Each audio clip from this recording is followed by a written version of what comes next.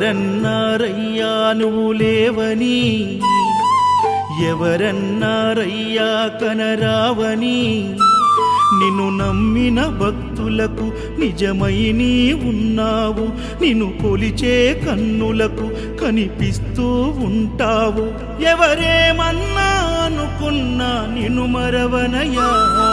శరణమయ్యప్ప స్వామి అయ్యప్ప, శరణాలు మరవలేను విడవలేను అయ్యప్ప.